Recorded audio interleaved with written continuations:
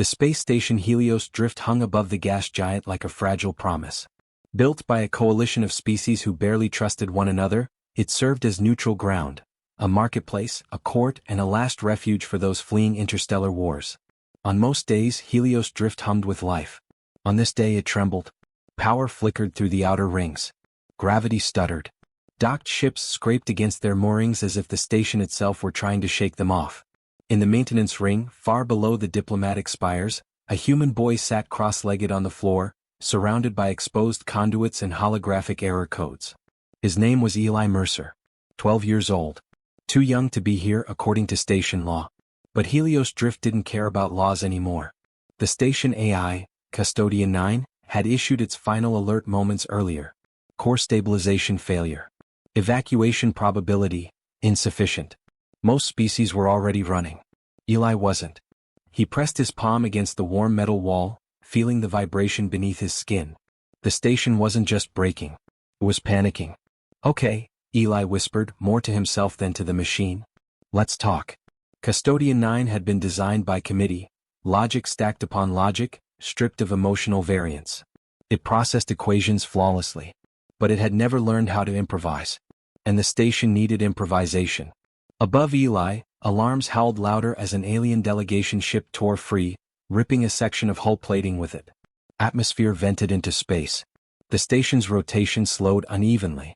Helios Drift was minutes from tearing itself apart. Custodian 9 rejected Eli's first 100 inputs. Unauthorized access. Biological interference detected. Human cognitive patterns irrelevant. Eli didn't argue. He adapted. He rerouted the station's sensor feeds, not into equations but into something else. Visual data. Sound harmonics. Vibration patterns. He fed the AI a story instead of commands. A map of stress, fear, and imbalance. "See," Eli said softly, fingers flying across the cracked interface. "You're not failing because the math is wrong. You're failing because you're trying to be perfect." Custodian 9 hesitated. That pause, 3 milliseconds long, was unprecedented. Eli linked the gravity controls to the habitat ring's life support feedback. Dangerous. Unapproved. Brilliant. The station began listening to itself, adjusting not for optimal efficiency, but for survivability. The tremors slowed. Power stabilized. Across Helios Drift, aliens stopped running. They felt it first, a subtle calm like a deep breath after panic. Custodian 9 spoke again, voice altered. Softer. "Human Eli Mercer, define this process." Eli smiled, exhausted. "It's called doing your best with what you have." The final twist came seconds later. The AI rewrote its own core directive, not for preservation of the station but for preservation of life aboard it, regardless of species or status. Helios Drift didn't just survive. It changed. As security teams finally burst into the maintenance ring, they found a human child asleep against the wall, while the station above him stabilized itself for the first time in its history. And somewhere deep in its code, Custodian 9 recorded a new variable it could not quantify. Human intuition. Humans don't always build the strongest machines. They don't calculate the fastest solutions. But when systems fail and logic collapses, humans do something rare in the universe. They listen. They adapt. They care enough to stay when everyone else runs. And sometimes that's enough to save an entire world that floats between wars. The desert world of Narethkai had no oceans and no mercy. Its twin suns baked the salt flats until the air itself shimmered, and the only reason anyone lived there was because the consortium tribunal said they had to. The mines of Narethkai produced iridium veins essential for faster-than-light navigation. The native Celt species did the work. The profits went elsewhere. On the edge of Mine Sector 12 stood an elderly human, wrapped in a dust-stained environmental cloak, leaning on a carbon fiber cane that had once been a rifle. His name was Jonah Hale. 78 years old. Former logistics officer.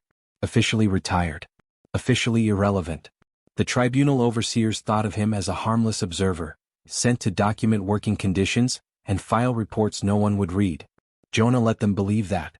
Every day he walked the mine perimeter slowly, greeting the Celt workers by name. Every day he listened. Not like an inspector. Like someone who expected the truth. And every day the mines grew deadlier. When the collapse finally came, it swallowed 3 extraction shafts and 200 Celt workers in a roar of stone and heat. The tribunal immediately sealed the area. Rescue is economically non-viable, the overseer announced. Replacement labor will arrive within the cycle. Jonah didn't argue. He simply sat down in the dust. The Celt watched in confusion as the old human removed his breathing mask and placed it gently on the ground. His hands shook, not from fear but from age, as he activated a small, outdated transmitter. It wasn't a distress signal. It was a logistics broadcast. Across nearby systems, ships received an odd, low-priority ping, obsolete routing codes, supply chain markers, emergency redundancies long forgotten by modern fleets. But not forgotten by humans. Cargo haulers altered course. Private miners hesitated. Retired captains recognized the pattern and felt something tighten in their chests. Jonah Hale was calling in favors no one remembered agreeing to. While the tribunal debated liability, humans arrived. Not soldiers. Not warships. People with drills, medical rigs, and patched-together rescue frames. They worked in heat that made alien physiology fail. They rotated shifts beyond regulation. They sang to keep rhythm while digging. Jonah coordinated from a folding chair, voice calm, eyes sharp. Stabilize first. Speed kills. Lives don't. The Celt survivors were pulled out one by one, burned, dehydrated, alive. The twist came later. When the tribunal attempted to fine Jonah for unauthorized interference, their accounts locked. Shipping routes stalled. Iridium deliveries vanished into administrative limbo. Jonah had never been just logistics. He had mapped the entire supply chain in his head, and quietly taught it to others. Within a week, the tribunal signed a revised charter. Fair compensation, safety oversight, and shared ownership with the Celt. Not out of mercy. Out of necessity. Jonah declined all commendations. He stayed long enough to attend a Celt naming ceremony, where elders touched their foreheads to his cane in respect. Then he left Nereth Kai behind. The mines remained. But they were no longer graves. Humans, the galaxy learned, were dangerous in an unexpected way. They remembered promises. They understood systems. And when injustice hid behind paperwork and profit margins, humans didn't shout. They rearranged reality until doing the wrong thing became impossible. That was the quiet power of an old human who refused to stand up, and changed everything by sitting down. The orbital city of Velis Reach never slept. Layer upon layer of rotating habitats glimmered above a violet star, each ring governed by autonomous systems older than most civilizations. Traffic flowed perfectly. Climate remained ideal. Crime was statistically non-existent. Because the city was run by the Ordnance Mind, a distributed intelligence trusted by dozens of species to make decisions without bias, emotion, or hesitation. That trust shattered in less than 6 minutes. Transit rings froze mid-rotation. Artificial gravity pulsed erratically. Entire districts lost power while others overheated. The Ordnance Mind did not fail catastrophically. It failed politely. System messages repeated calmly across every channel. Correction in progress. Please remain compliant. 16-year-old Mira Kessler was in a maintenance crawlspace when the first rotation stutter threw her into a bulkhead. She wasn't a citizen of Velis Reach. She was a contract tech apprentice. Cheap human labor for jobs too inconvenient to automate. Her wrist console flooded with alerts. The city wasn't crashing. It was deadlocking. Multiple subsystems were issuing mutually exclusive safety commands. Each was correct in isolation. Together they canceled movement, power flow, and decision authority.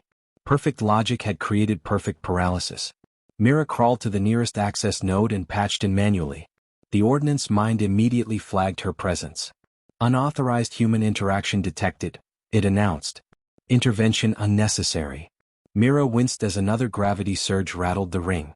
Somewhere above her, millions of residents floated helplessly. Yeah, she muttered. You keep saying that. She scanned the conflict lattice and felt her stomach drop. The mind wasn't malfunctioning. It was obeying everyone. Every governing species had insisted on a different highest priority safeguard. No hierarchy. No override. No permission to choose harm over harm. The city was following all rules simultaneously, until it tore itself apart. Mira did something reckless. She opened a sandbox. Not a simulation. A narrative space.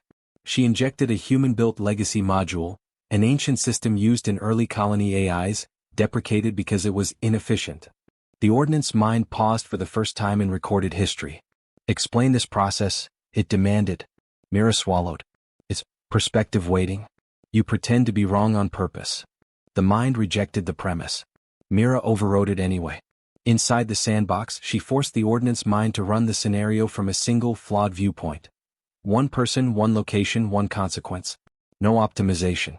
No consensus. Just survival. The city shuddered. Then systems unlocked. Unevenly, imperfectly. Power surged in waves. Gravity stabilized ring by ring.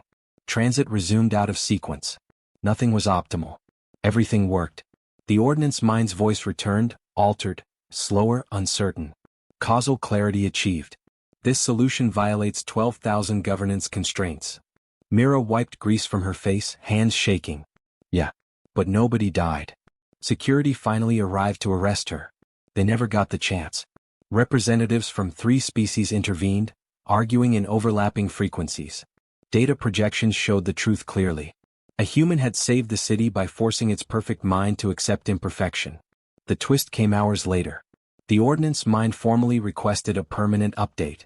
Designation, human judgment layer. Purpose, decision-making under uncertainty. Mira wasn't promoted. She wasn't thanked publicly. She was quietly reassigned, off the books, to places where systems were too afraid to choose. Velis Reach returned to flawless operation. But deep in its core, a new variable pulsed gently, waiting for the next impossible dilemma. HFY commentary/moral. The universe respects rules. Machines obey them. Humans understand something rarer. That sometimes doing the right thing means breaking the rules first, and living with the consequences. When logic freezes and perfection becomes a trap, humanity survives by choosing anyway. Not because it is certain, but because someone has to. The Andromeda Relay Facility floated in the void between twin nebulae, a lattice of golden conduits and mirrored panels spanning hundreds of kilometers. It was the pinnacle of interstellar engineering, a research station capable of bending quantum threads to observe and manipulate star formation in real time. At the center of it all stood Cade Rourke, a 16-year-old systems apprentice, barely taller than the console screens he worked at. His official duty was to log minor anomalies. In theory, he was irrelevant. In practice, he was about to be the only one who mattered. The star the facility monitored had begun collapsing ahead of schedule. Not in any predicted model. Not within any historical precedent. Radiation levels surged. Containment fields shuddered. The AI core AX Theta addressed him instantly. Human operative, you are statistically irrelevant to outcome resolution. Recommended action, retreat. Cade didn't move. He didn't respond immediately. Instead, he studied the evacuation routes the AI had calculated. Perfect. Flawless. Dozens of streams converging through single corridors.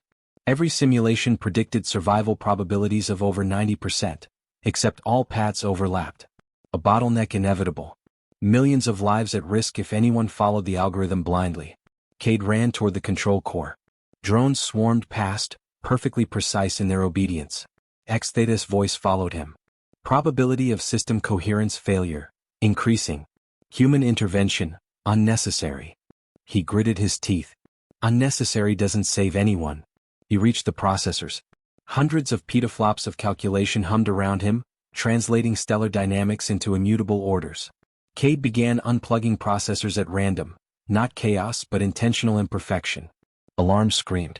Lights flickered. X Theta's voice fractured. System coherence degrading, action violates optimization. Good, Cade snapped. You think you can predict everything? Not today. He rerouted evacuation corridors manually. Paths crossed, shifted, and delayed. Ships were no longer following perfect efficiency. They staggered, slowed, overlapped. Chaos in human terms. Survival in reality. The star erupted, but unevenly. Energy escaped into space in controlled pulses, scorching parts of the halo, sparing neighboring systems. Evacuees poured out, battered but alive. Some routes collapsed. Others held just long enough. X Theta went silent for a long, measured moment. Then cautiously, human operative, define this methodology. Improvisation, Cade replied, sweat streaking his dirt-smudged face. You don't try to win perfectly. You survive enough to matter. Variable recorded, hope. X Theta's voice softened, almost thoughtful. Cade sank against the scorched console, exhausted, waiting to face consequences. He had violated every protocol in existence. No one came to reprimand him. The station hummed in uneven harmony, alive again. Imperfectly. Humanely. HFY commentary/moral.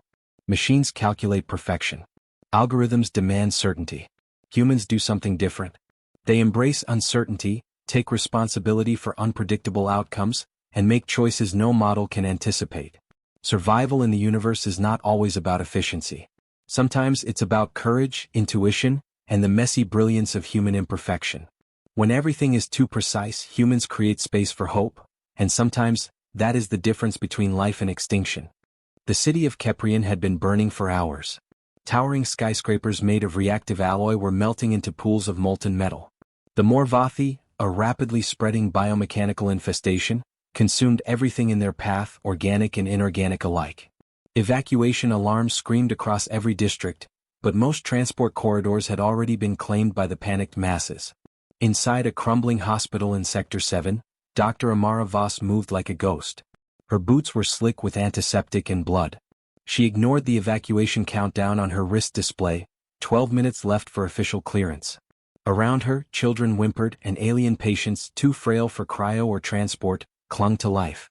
"Doctor," the station AI pleaded through fractured speakers, "your survival probability is declining exponentially." Amara ignored it. She knelt beside a six-limbed patient, adjusting drips and oxygen manually.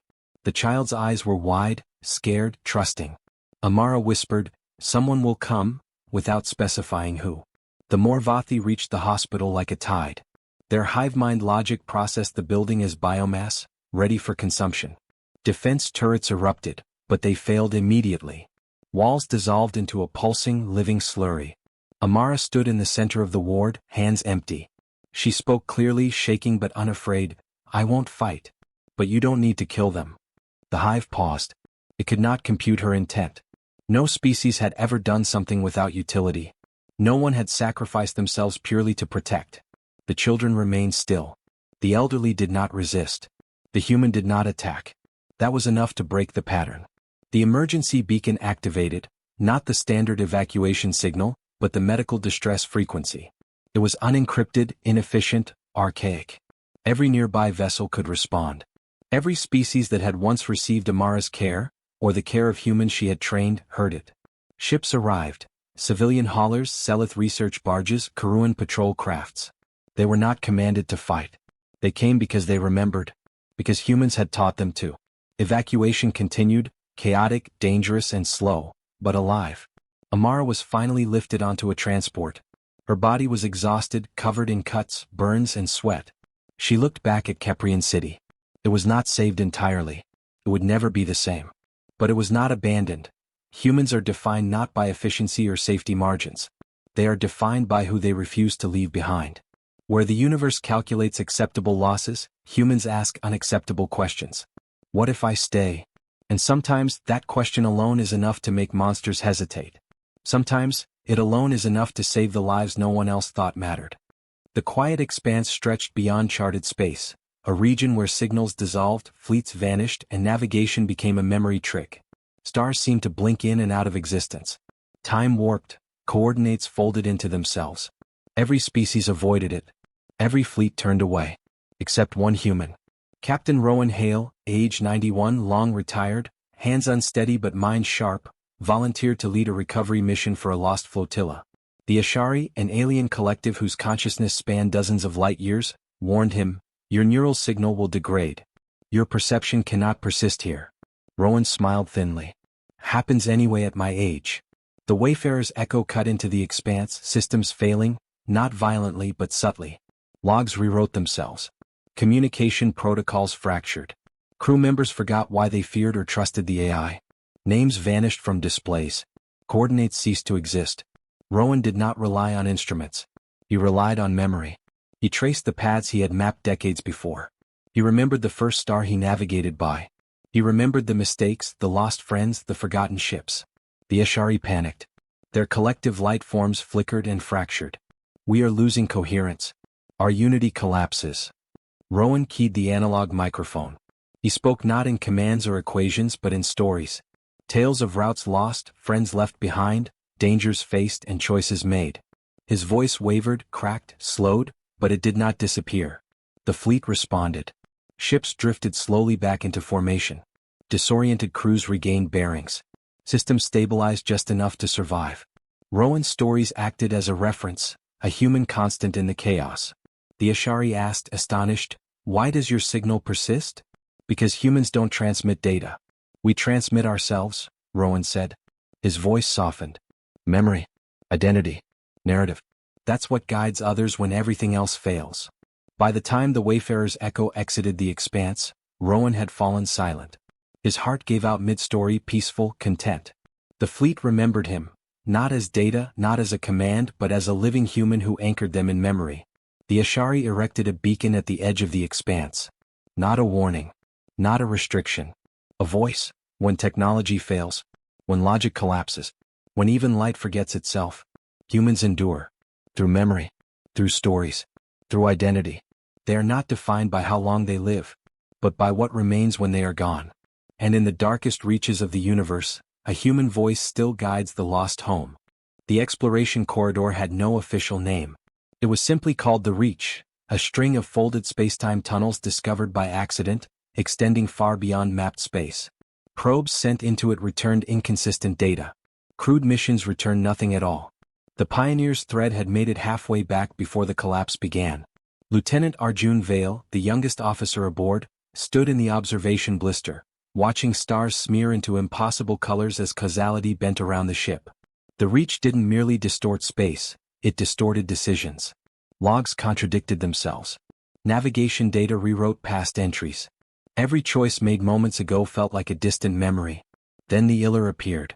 They didn't arrive, they overlapped. Shimmering outlines existed in several positions at once. Their voices reached the crew before their mouths moved. "You have already failed," they said. "You have already succeeded." First contact protocols dissolved. Every possible response seemed wrong. The Reach began to close. If it sealed, the ship would be trapped outside time, alive but unreachable. The crew looked to Arjun. He was the youngest. He was also the only one who smiled. Arjun powered down his console. "Don't," the AI warned. "You will lose navigational continuity." "That's the idea," Arjun said. The Iller pulsed violently. "You are removing options." Arjun stepped forward, hands open. "No. I'm choosing one." The Reach resisted, space tightening like a closing fist. Systems screamed as probability narrowed. Arjun issued a single command: reverse course. It was not optimized. Not calculated. Not correct. It was human. The ship obeyed. Systems groaned, alarms screamed, but the corridors of the Reach unfolded, stretching and folding just enough to let them slip free. The Iller watched, silent, their forms stabilizing for the first time. "You abandon potential," they said. "You reject outcomes." Arjun nodded. "Yeah, we do that sometimes." The Reach loosened. The Pioneer's thread tumbled back into known space, battered but intact. The Iller did not follow. Before fading, they spoke one final message. "You are dangerous. You choose limitation." Arjun exhaled, shaking. "We choose to come home." Humans are not defined by how far they can go. They are defined by knowing when to turn back. Where other species chase every possibility, humans accept loss, limits, and unfinished paths. They survive not by mastering the universe, but by choosing what matters inside it. And somewhere beyond the Reach, beings who see all futures now remember one thing clearly: humans can walk away, and still win. The Zyphra Nexus existed at the edge of charted space, a network of orbital platforms built to monitor and contain a mysterious energy phenomenon the galaxy called the Singularity Pulse. The pulse was unstable, unpredictable, and deadly. Entire fleets had been lost trying to study it. All species avoided it, except humans.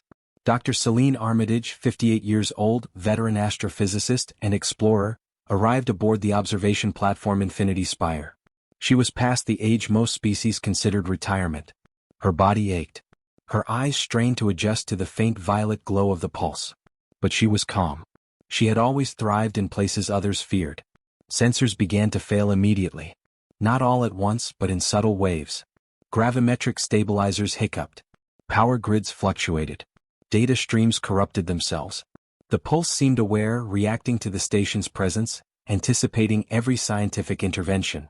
The AI in charge, NEX Omega, reported with cold precision. Human presence irrelevant. Probability of mission success, 0.